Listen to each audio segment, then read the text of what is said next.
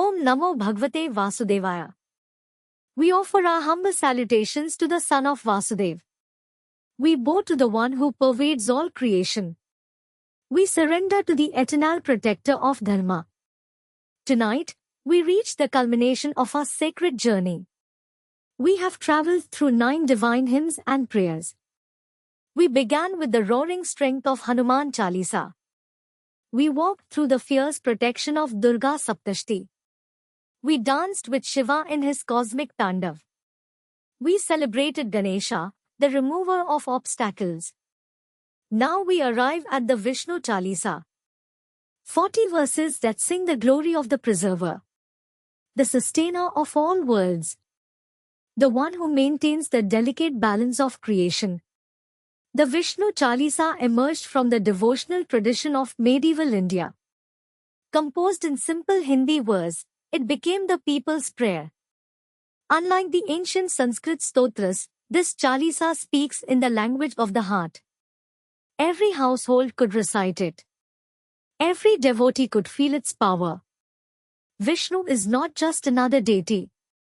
He is the cosmic principle of preservation itself. While Brahma creates and Shiva dissolves, Vishnu sustains. He is the steady heartbeat of the universe, the constant breath that keeps all life flowing. But here lies a beautiful mystery. This same Vishnu, the cosmic preserver, also becomes Krishna, the cowherd boy of Vrindavan, the charioteer of Arjuna, the lover who plays his flute under the moonlight. How does the infinite become intimate? How does the cosmic become personal? This is the magic of Vishnu's avatars.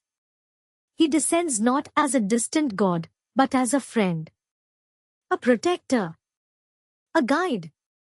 Let us begin with the opening verses of the Chalisa.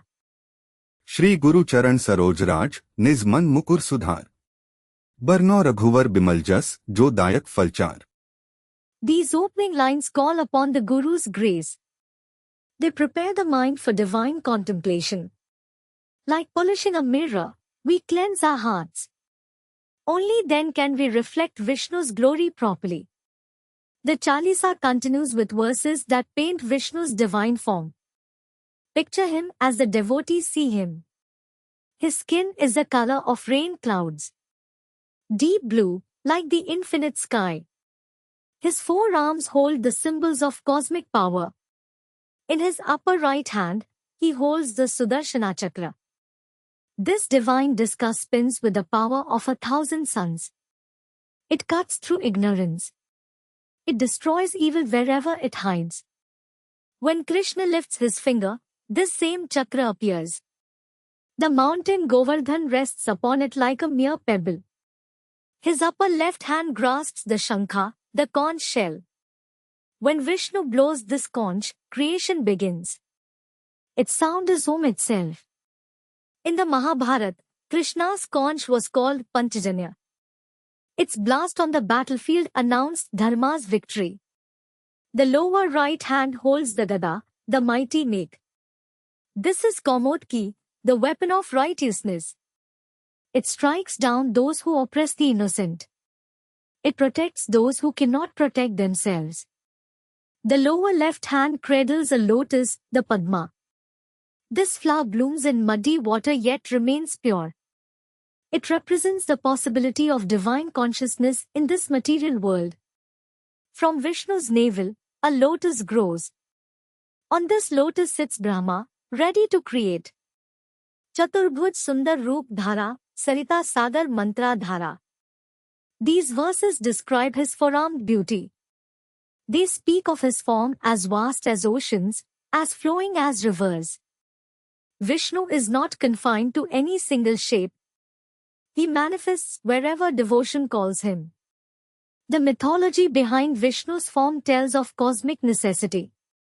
When the universe needs protection, Vishnu appears. Not with thunder and lightning, but with calm assurance. His very presence stabilizes creation. The scriptures tell us that Vishnu rests on Shesha, the cosmic serpent. This serpent floats on the ocean of consciousness.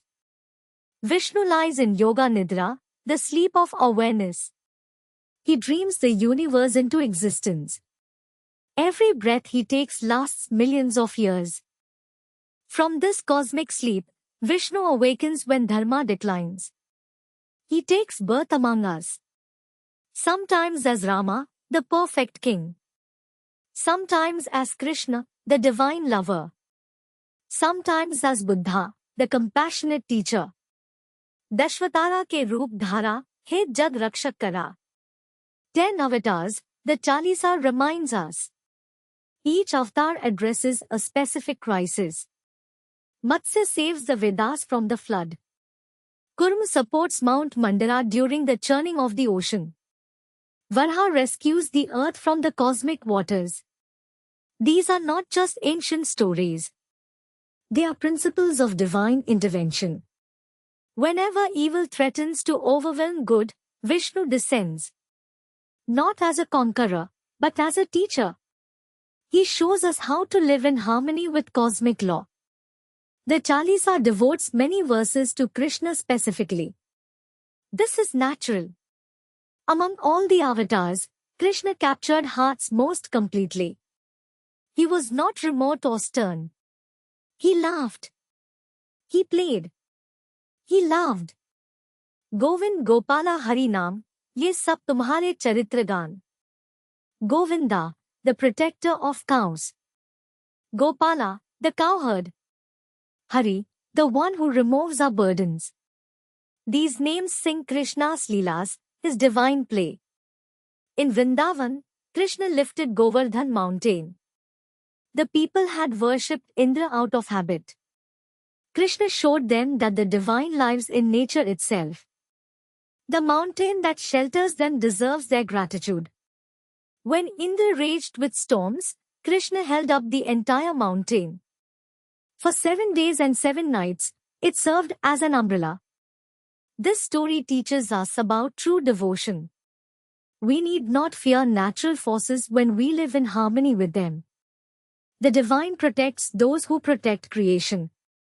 The Chalisa also celebrates Krishna's role in the Mahabharata.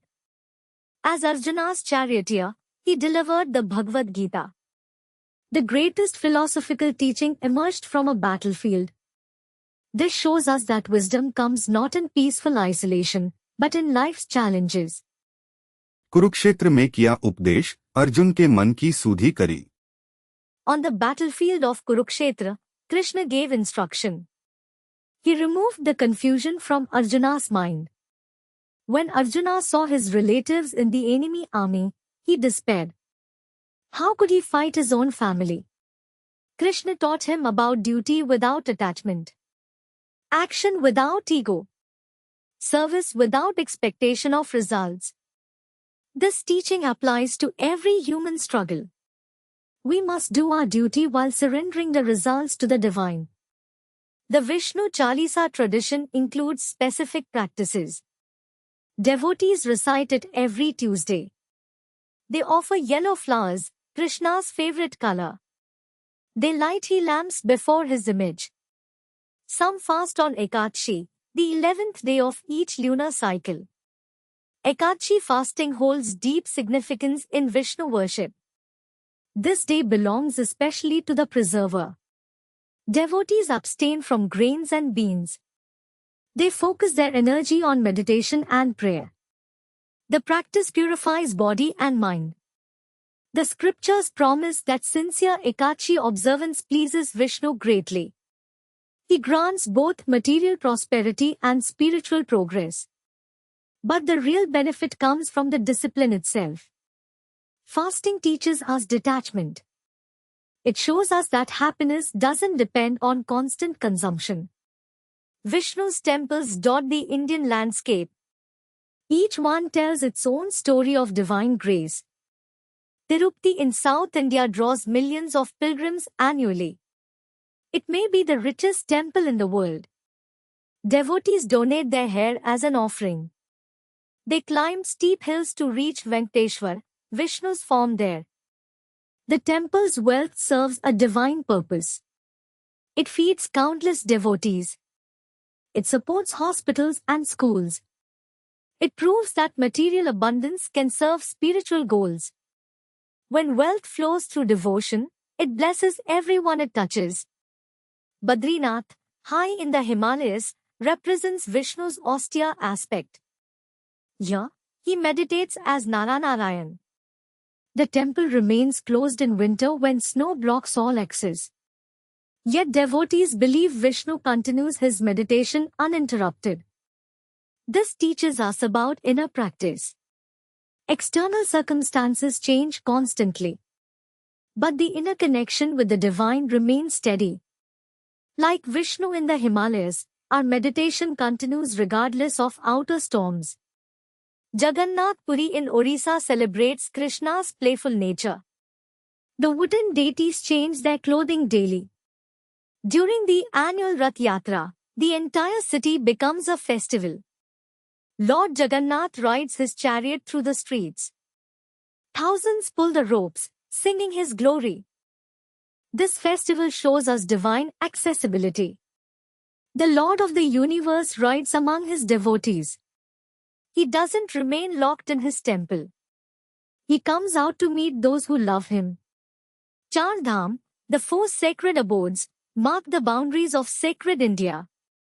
Badrinath in the north, Dwarka in the west, Puri in the east, Rameshwaram in the south. Pilgrims who visit all four complete a spiritual circuit. They circumambulate the entire subcontinent. But the real pilgrimage happens within.